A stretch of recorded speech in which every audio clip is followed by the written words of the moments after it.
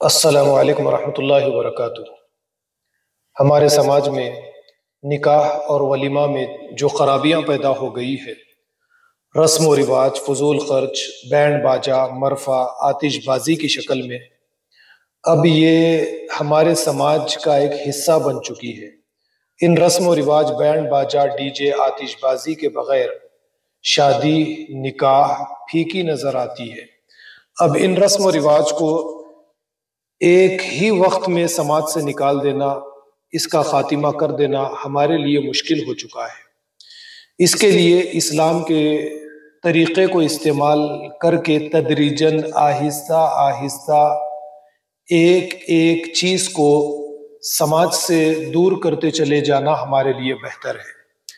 جیسے قرآن کریم میں آپ دیکھیں گے کہ شراب کو آہستہ آہستہ حرام کیا گیا، آہستہ آہستہ شراب سے لوگوں کو دور کیا گیا۔ ٹھیک اسی طریقے سے اب ہمارے لیے بھی یہ ضروری ہو چکا ہے کہ شادی ولیمہ کے موقع پر یہ رسم و رواج جو ہمارے سماج کا حصہ بن چکے ہیں، آہستہ آہستہ ان چیزوں کو ہم دور کرنے کی کوشش کریں۔ اس کے لیے ہم سب سے پہلے بینڈ باجا، مرفع، آتش بازی یعنی پٹاخوں کو رکوائے۔ وہ اس لیے کیونکہ صوتی آلودگی، ساؤنڈ پولیوشن انسانی صحت کے لیے نقصان دہ ہے، اور خاص کر جب لوگ رات کے وقت آرام کر رہے ہیں، نیند کی حالت میں ہو، جن میں خاص کر اسکول جانے والے بچے، نومولود بچے، جن کی نئی نئی پیدائش ہوئی ہو، مریض، بوڑھے مرد و عورتیں آرام کر رہے ہو، رات کو، آدھی رات کو بینڈ باجا، مرفع، آتش بازی، شور شرابہ کرنا، صوتی آلودگی پھیلانا، ساؤنڈ پولیوشن کرنا ایک غیر انسانی، غیر اخلاقی حرکت ہے۔ سورہ لقمان، سورہ نمبر 31، آیت نمبر 19 آپ حضرات کے سامنے پیش کر رہا ہوں۔ اللہ تعالیٰ صوتی آلودگی، ساؤنڈ پولیوشن، شور شرابے سے کتنی نفرت کرتے ہیں، آپ اس آیت کو سننے کے بعد میں جان سکتے ہیں۔ غور و فکر بھی آپ کیجئے۔ اللہ تعالیٰ نے فرمایا وَغْضُضْ مِن صَوْتِكَ إِنَّ أَنْكَرَ الْأَصْوَاتِ لَصَوْتُ الْحَمِيرِ، اپنی آواز کو پست کر، یقیناً آوازوں میں سب سے بدتر آواز گدھوں کی آواز ہے۔ غور کیجئے، اللہ تعالیٰ نے گدھے کو پیدا کیا ہے اور اس کی آواز بھی پیدا کی، لیکن اس کے بعد اللہ تعالیٰ کا یہ فرمانا کہ گدھے کی آواز بدتر ہے، بری ہے، اللہ کو ناپسند ہے۔ وہ اس لیے کہ اس کی آواز بہت تیز، اونچی ہوتی ہے۔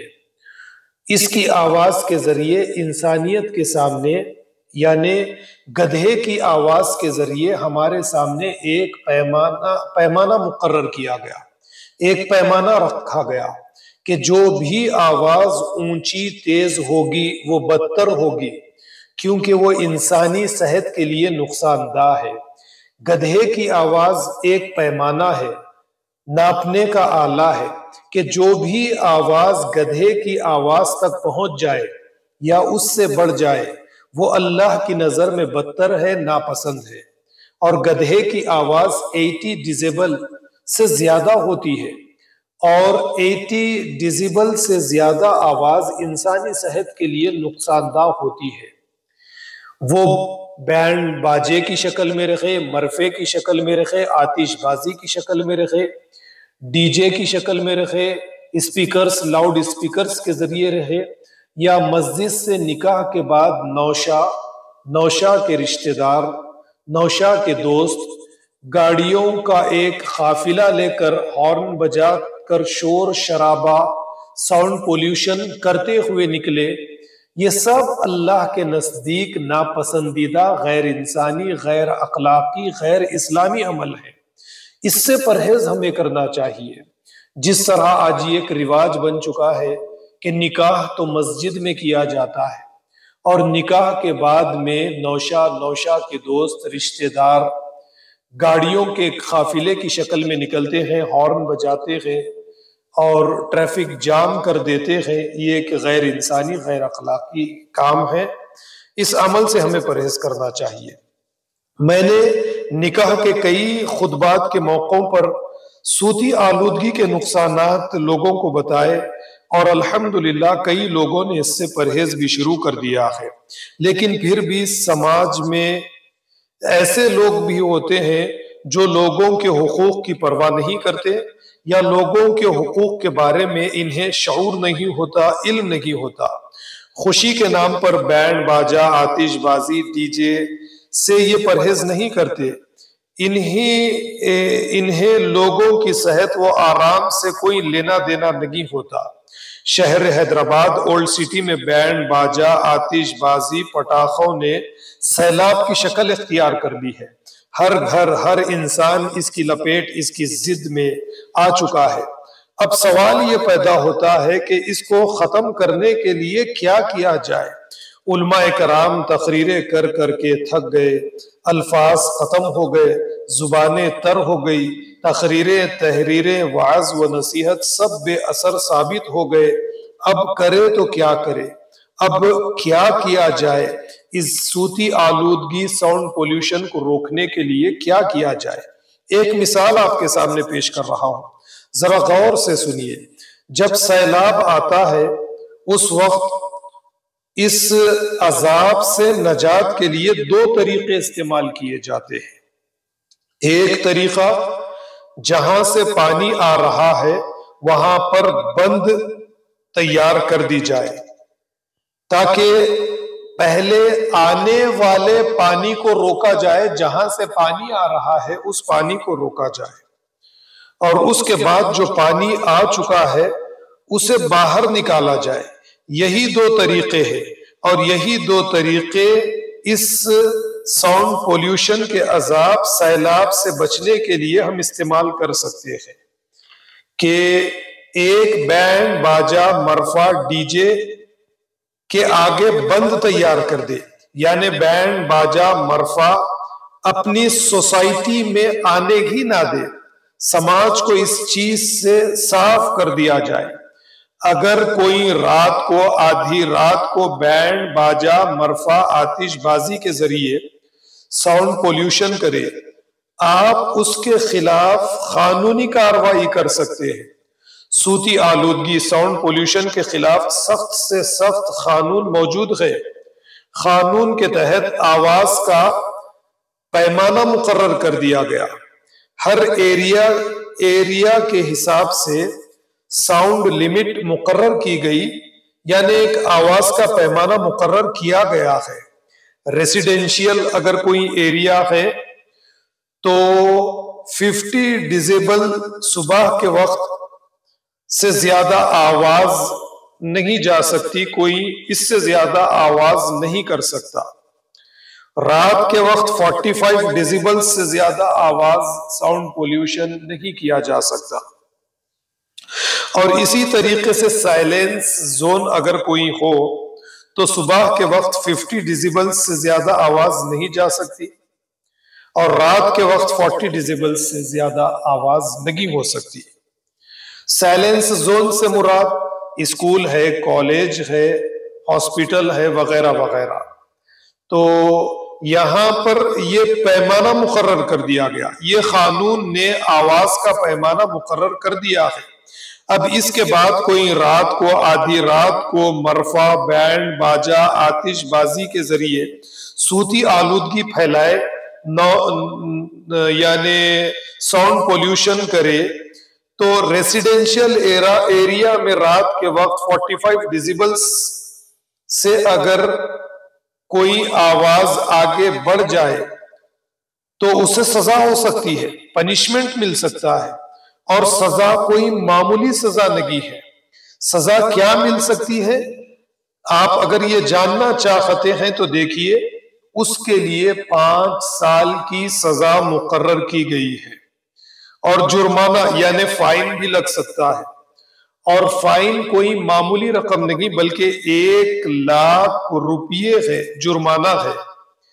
اور اگر اس کے بعد پھر اگر کوئی یہ جرمانہ ادا کرنے کے بعد میں، سزا کاٹنے کے بعد میں پھر یہی کام کرتا ہے، تو اس کے لیے جو جرمانہ مقرر کیا گیا کہ اگر وہ ایک دن صوتی آلودگی ساؤنڈ پولیوشن کرتا ہے، صوتی آلودگی پھیلاتا ہے، تو 5,000 روپیے اسے جرمانہ لگے گا۔ اگر یہ 10 دن اسی طریقے سے صوتی آلودگی کرتا ہے، پھیلاتا ہے، تو 50,000 روپیے ہو جائیں گے۔ وہ 1 سال کرتا ہے تو اس کے مطابق اتنے دنوں کے مطابق اسے جرمانہ لگے گا، اور مزید 7 سال کی اسے سزا بھی مل سکتی ہے۔ تو اس لیے ان چیزوں سے ہمیں پرہیز کرنا چاہیے۔ یعنی آپ خوشیاں منائیں، اسلام آپ کو منع نہیں کرتا، اسلام آپ کو پوری اجازت دیتا ہے۔ آپ ناچیں، اسلام آپ کو اجازت دیتا ہے۔ دف بجائے، مرفا بجائے، اسلام آپ کو اجازت دیتا ہے۔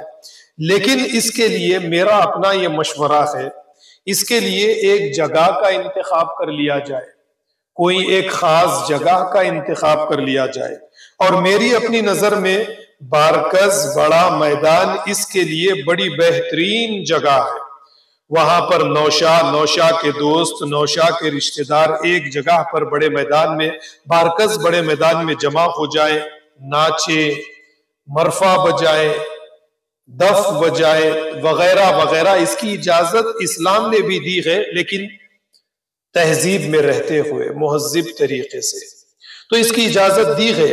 اور وہاں پر بھی ہم اگر یعنی بینڈ مرفا بجانا چاہتے ہیں تو یعنی دن کے وقت میں، رات کے وقت میں جو ڈیزیبلز مقرر کیے گئے 55 ڈیزیبلز، 45 ڈیزیبلز، اس سے آگے آواز نہیں جانی چاہیے۔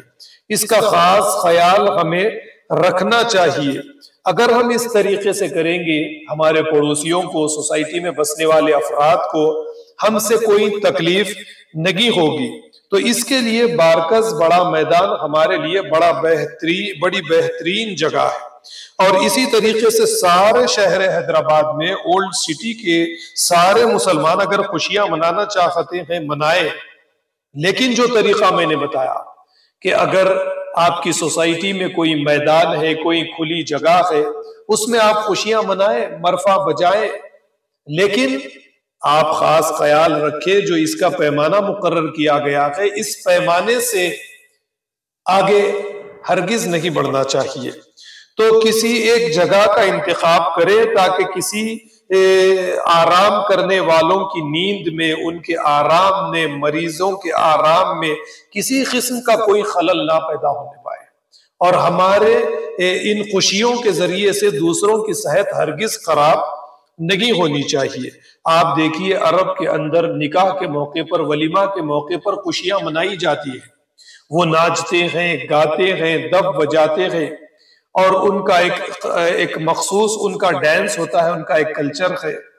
اور ہاتھوں میں عصا لے کر یہ آگے جاتے ہیں، پیچھے آتے ہیں، اس طریقے سے یہ خوشیاں مناتے ہیں۔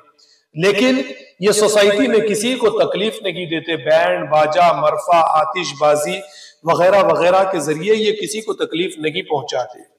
تو ہماری یہ گزارش ہے سوسائٹی میں بسنے والے افراد سے کہ یہ لوگوں کو کسی قسم کی کوئی تکلیف نہ پہنچائے، نکاح کے موقع پر، ولیمہ کے موقع پر یہ خوشیاں منائے، لیکن حدود میں رہتے ہوئے۔ اسلام نے اجازت دی ہے، اس اجازت کا صحیح استعمال کرے اور حدود کو توڑنے کی کوشش ہرگز نہ کرے۔ آخر میں میری اللہ سے دعا ہے کہ جو کچھ بھی گیا ہے اللہ تعالی ہمیں سمجھنے والا، دوسروں کو سمجھانے والا بنائے۔ وآخر الدعوانا عن الحمد للہ رب العالمین، والسلام علیکم ورحمۃ اللہ وبرکاتہ۔